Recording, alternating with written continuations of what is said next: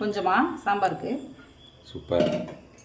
கடுகு, வெந்தயம், சீரகம் இது மூணும் பொரியட்டும்பா.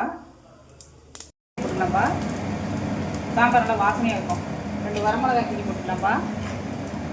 அடுத்து வந்து பார்த்தீங்கன்னா சின்ன வெங்காயம் மருந்து வச்சு கொஞ்சம் போட்டுக்கலாம்ப்பா. தக்காளி ஒரு தக்காளி கருது வச்சுக்கலாம்ப்பா. கத்திரிக்காயை போட்டுக்கலாம்ப்பா.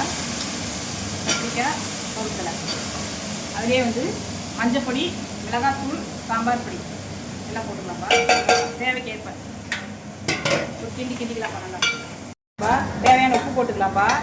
இப்போ அது மேலேயே கொஞ்சமாக புளி தண்ணி ஊற்றிக்கலாம்ப்பா. போட்டுக்கலாங்க இதுலேயே. அதுக்கப்புறம் வேக வச்ச பருப்பு, துவரம் பருப்பு ஒரு 100 கிராம், தக்காளி, சீரகம்லாம் போட்டு வேக வச்சு கலந்து ஊற்றிக்கிறேங்க. அது ஒரு 100 கிராம். அவ்வளோதாங்க. சூப்பரான கத்திரிக்காய் மாங்காய் சாம்பார் கொதிச்சு காய்கறி எடுத்தா வேலை முடிச்சுருங்க. முடி வச்சுருங்க. பாருங்க, நல்லா காய்கறிலாம் வெந்து மாங்காவும் வெந்து சூப்பராக நல்லா கொதி வந்து ரெடி ஆயிடுச்சுங்க. இடையில ஒரு தடவை ஓப்பன் பண்ணி கிண்டி விட்டு உப்பு காரம் ஏற்கான்னு பார்த்துக்குங்க. அவ்வளோதாங்க. சூப்பரான கத்திரிக்காய் மாங்காய் சாம்பார்.